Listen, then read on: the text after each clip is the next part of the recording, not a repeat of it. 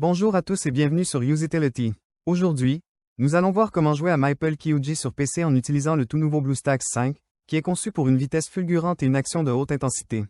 Nous pourrons facilement télécharger et installer MapleQG et profiter du jeu sur notre PC Windows avec un clavier, une souris et un grand écran grâce à BlueStacks 5, qui est l'émulateur Android que nous recommandons pour jouer à MapleQG. Alors sans plus attendre, passons à l'action. Tout d'abord mes amis, la première action à réaliser est de lancer notre navigateur web préféré. Nous avons ici celui que nous utilisons le plus. Passons à l'URL cliquable que je mets en Serberlens en vert. Vous pouvez la voir sur mon écran. Vous n'aurez pas besoin de taper quoi que ce soit, car il y a un lien à cliquer dans la description de cette vidéo et dans le premier commentaire permanent. Une fois que nous avons cliqué sur le lien cliquable, nous arrivons là sur le site internet de BlueStacks qui est, vous l'aurez deviné, l'émulateur pour Android que nous allons utiliser pour lancer à MapleQG sur un PC. Comme vous devriez le remarquer ici, l'usage d'un émulateur pour Android présente plusieurs avantages. Contrôle personnalisé, instances multiples, synchronisation des instances, macros, scripts, FPS plus élevés, et j'en passe. Il est grand temps de procéder au téléchargement de MapleQG en cliquant sur le bouton Jouer sur BlueStacks que j'ai surligné avec du vert. Nous cliquons ensuite sur ce bouton de téléchargement. À ce moment-là, le téléchargement débute et s'achève tout de suite et voilà, notre téléchargement est terminé. C'est un fichier .exe, un fichier exécutable. La prochaine étape est de démarrer l'installateur, par conséquent nous cliquons ou double-cliquons sur le fichier exécutable.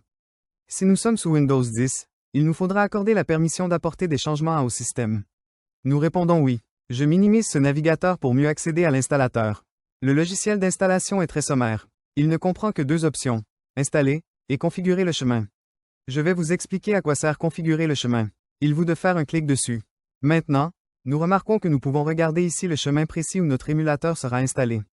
Si nous désirons changer ce répertoire, nous devons faire un clic sur ce bouton, sélectionner le chemin, après nous choisissons un tout autre répertoire et installons cet émulateur pour Android où nous voulons. Je vais le laisser par défaut. Je peux donc cliquer gauche sur Retour. Maintenant, je double-clique sur Installer. Nous y sommes, ça se lance. L'install a commencé et en partant de là elle va entamer le téléchargement de ces mégaoctets qui sont affichés sur mon écran. Lorsque vous le téléchargez, il y aura plus ou moins de mégaoctets, c'est normal. La vitesse de téléchargement sera plus ou moins véloce, en fonction de la Internet et de la disponibilité des serveurs de cet émulateur pour Android. Maintenant, cela va très vite. Le téléchargement est terminé, et on passe maintenant à la phase d'installation. Avec BlueStacks 5, vous pouvez même réduire l'utilisation de la RAM en un seul clic. C'est particulièrement utile si vous rencontrez des problèmes de performance. En outre, vous pouvez activer le mode écho pour profiter d'une utilisation du CPU réduite de 87%, d'une utilisation du GPU réduite de 97% et d'un multitâche plus facile. Comme vous pouvez le constater, BlueStacks 5 est conçu pour offrir stabilité et performance lors de longues sessions de jeu. L'installation est déjà terminée pour moi.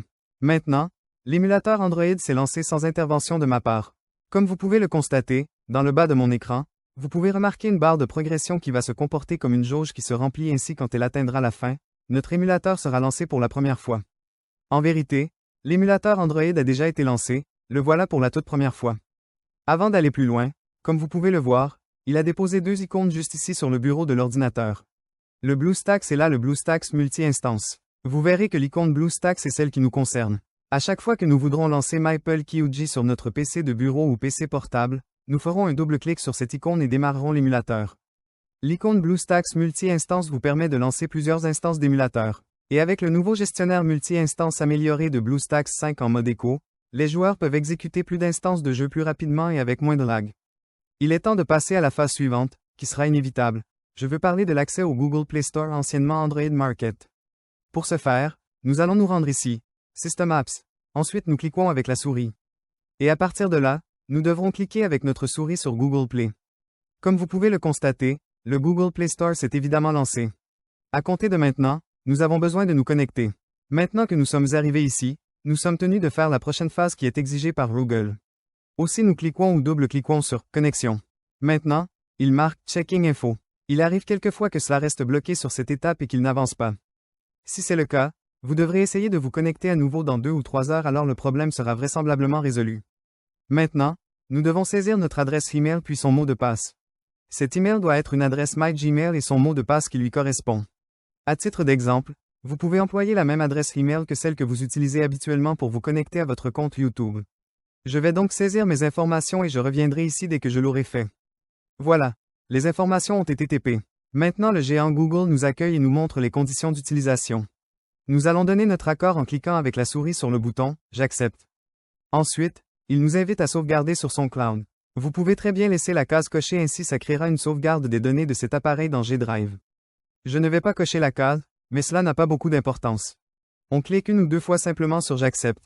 Google Play Store sera lancé par défaut et sans intervention de notre part. Dans le but d'installer un jeu, nous devons faire un tour sur le bureau de notre émulateur en double-cliquant sur cette icône mise en évidence avec du vert. Désormais, puisque nous avons accédé au bureau de l'émulateur pour Android, nous pouvons voir que nous avons à notre disposition ce bouton Installer le jeu. Nous cliquons ou double-cliquons sur ce bouton. À cet endroit, nous avons sous les yeux le jeu. Sans plus attendre, cliquons avec la souris ici même sur le bouton Installer, que je surligne juste pour vous en vert. Et à partir de là, l'install va se lancer. À partir de maintenant, l'émulateur va récupérer le jeu et lancer l'install du jeu. Cela peut aller plutôt lentement ou être extrêmement rapide. Tout cela est en fonction de la qualité de notre connexion Internet. Ça y est, notre install est déjà terminé. Maintenant, retournons sur le bureau de l'émulateur en cliquant gauche sur ce bouton que je colorie avec du vert, de sorte à démarrer MapleQG pour la première fois. Nous voici déjà sur le bureau de notre émulateur Android, et nous allons cliquer gauche sur cette nouvelle icône de l'application MapleQG qui a été générée. Le jeu est démarré pour la première fois. C'est top. Je peux cliquer avec notre souris à n'importe quel endroit sur l'écran et aussi me servir du clavier. Je vais vous expliquer le niveau de volume de l'émulateur pour Android. C'est à cet endroit. Nous pouvons voir l'icône d'amplification du volume et l'icône d'un volume plus faible. Grâce à cela, nous ne dépendons pas du volume de notre machine sous Windows pour accroître ou mettre en sourdine l'audio de notre émulateur Android. Après, pour apprécier au max cette expérience, nous avons la possibilité de lancer l'application de jeu sur ce grand écran. Pour cela, nous avons à notre disposition deux options. Voici la toute première fois où nous double-cliquons sur cette icône que je vous indique en vert. À ce moment-là, élargissons cet écran, en affichant une bordure tout en haut, une à droite et une tout en bas. Dès qu'on a envie de connaître les sensations du jeu ou une toute autre appli Android mode plein écran, on clique ou double-clique sur cette icône. Ainsi, nous pourrions tout de suite lancer notre jeu en mode plein écran. Afin de arrêter le mode plein écran, sur votre clavier, appuyez sur la touche F11. Ainsi, nous voilà retournés, sans surprise, en mode écran courant. C'est le moment idéal pour vous parler du mapping du clavier qui sera très captivant. Ainsi, nous serons en mesure d'utiliser le jeu beaucoup plus aisément. La première action à effectuer consiste à cliquer gauche sur cette icône de clavier. Et là, vous allez pouvoir réaliser les modifications nécessaires. En ce qui me concerne, je vais aller à l'essentiel en conservant la configuration par défaut. Néanmoins, si vous désirez la modifier, vous pourrez le faire sans difficulté. Comme vous l'avez sans doute noté, l'émulateur pour Android est totalement disponible dans notre langue. Cependant, il est possible que quelquefois que notre émulateur soit booté dans la mauvaise langue, par exemple en coréen. À ce moment-là, pour le repasser dans la bonne langue, nous revenons à cet emplacement sur la roue dentée. Et ici, dans Autres paramètres, nous double-cliquons sur le menu déroulant « Langue ». Nous devons sélectionner la langue que nous comprenons parfaitement, français, anglais, chinois, etc. Une fois la langue sélectionnée, il nous faut sauvegarder, notre émulateur relance notre jeu, la toute prochaine fois que nous le lancerons, nous accueillera aussi la langue sélectionnée. Désormais, il existe un point de plus que nous devons prendre en compte. Je veux parler du fait que nous recevrons un My Email nous informant qu'un nouvel appareil a été connecté à notre compte Google. Il nous demandera si nous sommes au courant qu'il y a eu la connexion de cet appareil. Bien entendu, c'est le cas, pas la peine de stresser, car en effet, l'émulateur simule un appareil Android. Et pour voir quel type d'appareil est MULE, revenons à cet endroit, à cette icône en forme de roue dentée et cliquons ou double-cliquons dessus. Et nous voilà à cet emplacement à l'option « Modèle ». Nous apprenons ainsi que cet émulateur pour Android reproduit le comportement d'un smartphone de la marque Samsung. Nous allons donc recevoir un courrier électronique précisant qu'un nouvel appareil Samsung s'est connecté à notre compte Google. C'est tout pour ce tuto vidéo mes amis. Je souhaite de tout cœur qu'il vous ait plu, et mieux encore qu'il vous sera utile. Si oui, donnez-lui un bon like, abonnez-vous, et si vous avez des commentaires, des questions à me poser ou des suggestions à faire, laissez-les dans la boîte de commentaires ci-dessous. Cliquez gauche sur l'une des vidéos qui s'affichent sur votre écran et rendez-vous dans les prochaines vidéos. Au revoir.